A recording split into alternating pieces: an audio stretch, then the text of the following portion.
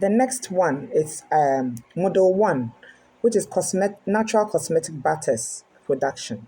This one focuses on natural cosmetic butters only.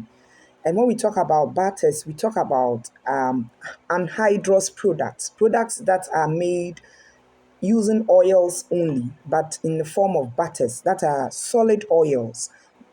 So we are focused on how to make cosmetic products using butters only, natural butters. We look at how to produce your own natural butters. We look at shea butter, we look at cocoa butter, we look at mango butter, carrot butter, different types of butters that you can produce and use as an ingredient to make natural cosmetics, both for hair and body.